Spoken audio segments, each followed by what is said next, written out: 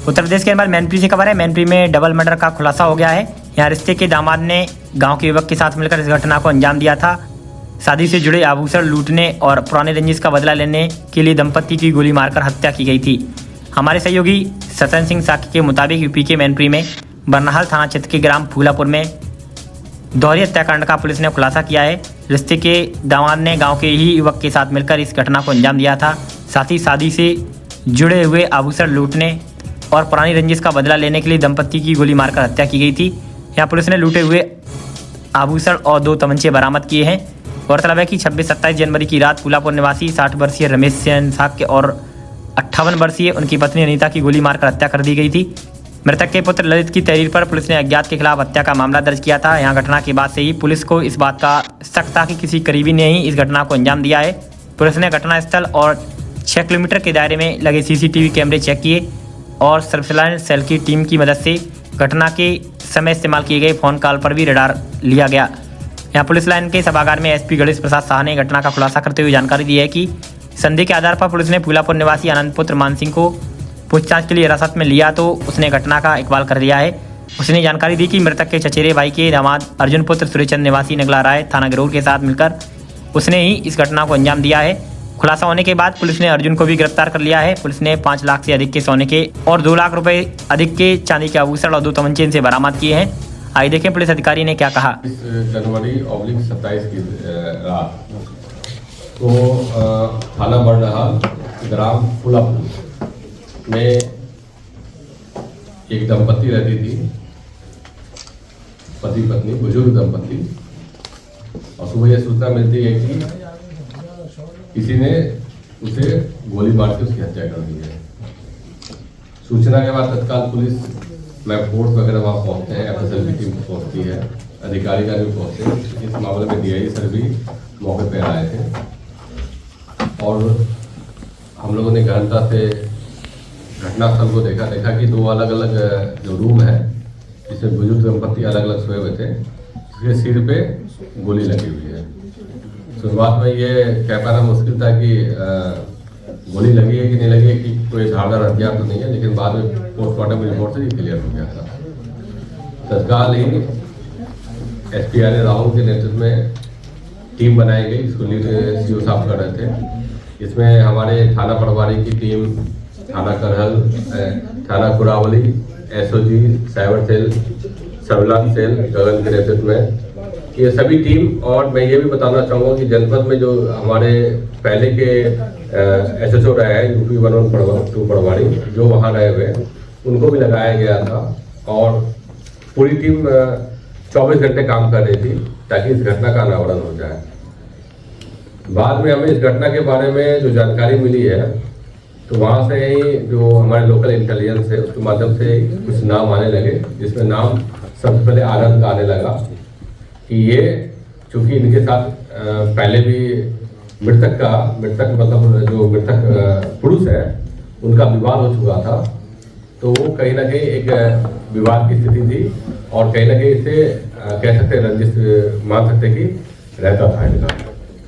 और वहाँ के लोकल इंटेलिजेंस भी इसी को इशारा कर रहे थे, लेकिन हमारे पास तब तक मतलब इसके अलावे जो चीज़ें थी उसको खंगालने में समय लगा। सर्विलांस सेल की मदद ली गई और जो हमारे टूल्स होते हैं सर्विलांस सेल के उसको उपयोग किया गया। FSL की टीम का भी अच्छा योगदान है। और मैं ये बताना चाहूँगा कि सबसे जो हमारी लीड है इस घटना की, वो सबसे पहले हमारे जो वहाँ पे जो इंटेलिजेंस है, गांव के जो लोकल इंटेलिजेंस होते हैं, उन्होंने बिल्कुल मतलब कि सही व्यक्ति की तरफ इशारा किया और बाद में इसमें कौन शामिल है उन लोगों के नाम भी धीरे धीरे प्रकाश में आ गए। तो मैं बताना चाहूँगा कि इसमें एक व्यक्ति आनंद जो पड़ोसी भी था, और मैंने जैसा बताया कि मृतक के जो पुरुष थे उसके साथ उनका कुछ पहले से विवाद भी हुआ था, जो सभी लोग जानते हैं।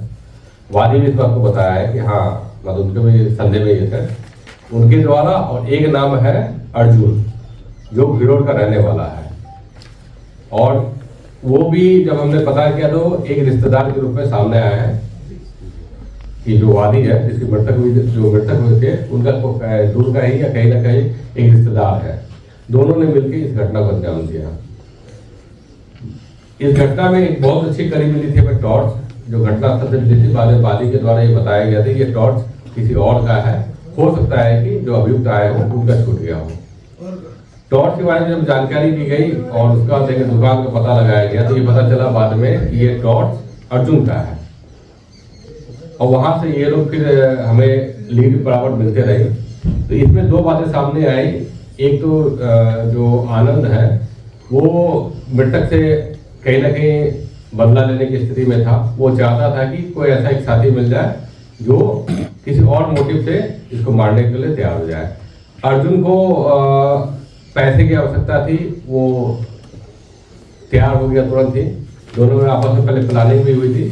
तो जब ये बात साझा हुई कि आप शादी होने वाली है इनके छोटे बेटे की, और इससे ना इसकी शादी टूट जाएगी बल्कि अभी शादी के लिए जो खरीदारी हो रही है तो अच्छा खासा आपको तो जेवर वगैरह भी मिल जाएगा। इसीलिए दोनों ने प्लानिंग किया जिसमें दोनों के उद्देश्य पूरे हो रहे थे। उसके बाद दोनों ही रात्रि में घर पे प्रवेश करते सीढ़ी के माध्यम से, और जब मृतक सोया हुआ था पुरुष रमेश, उसको आनंद के द्वारा ही तुरंत ही मार दिया गया। जैसा कि हम लोग पहले भी संदेह कर रहे थे कि इसमें आवाज होगी और मृतका जग जाएगी, तो अर्जुन मृतका के सामने खड़ा था कि ये जगे नहीं। तो नॉर्मली वो आवाज जब हुई तो मृतका खड़ी हो गई, तो देखा कि नहीं ये पहचान देगी, तो अर्जुन के द्वारा मृतका को भी मार दिया गया। उसके बाद घर को छानबीन की गई, क्योंकि आनंद को बहुत सारी चीजें पता था इनके बारे में कुछ, और यहाँ भी पता है कि मृतक के पास अच्छे खासे पैसे रहते हैं क्योंकि इनके बच्चे बाहर में ही रहते हैं। तो इन्होंने पूरी तसल्ली से इसको तलाशी ली, बेड को खंगाल के देखा, अलमारी खोली, जो इनको सामान लगे ले जाने लायक, जैसे आपने देखा है चांदी और सोने के वो सामान है जो असली थे वो ले गए, और जो उस तरह के सामान थे उन्होंने वो छोड़ दिया। इन्होंने बहुत कोशिश की कि ये लोग इतने एक्सपर्ट थे कि इनको पता था कि हमारे फिंगरप्रिंट्स वगैरह आ सकते हैं, तो उनको भी ये करने का ये प्रयास किया, लेकिन ये भूल गए थे कि इनका टॉर्च वहाँ छूट गया। तो और जो चीज़ें को उन्होंने उठाया था वो पानी वाले में फेंक दिया था ताकि डिस्ट्रॉय हो सके। दूसरी बात है कि इन्होंने अपने जो हथियार यूज किए थे उसको भी कहीं छुपा के रखा था। लूटी गई और चोरी गई जो संपत्ति थी उसको भी वो ले जाके कहीं गाड़ दिए थे। बाद में जब विस्तृत बातचीत हुई तो इनके द्वारा ये सब रिकवर कराया गया, और फिर पूछताछ के दौरान इन लोगों ने इन सारी बातों को बताया है। तो ये मिला के जो घटना हुई है जिसमें एक तरह से शत्रुता कह सकते हैं, और दूसरा है कि लूटपाट दोनों का उद्देश्य था, और उसके ध्यान में मद्देनजर इन्होंने बुजुर्ग दंपति की हत्या की, और आज इन दोनों को गिरफ्तार करके मतलब कि जेल भेजा जा रहा है, और हम लोग प्रभावी पैरवी करेंगे इस मामले में। उससे पहले भी क्या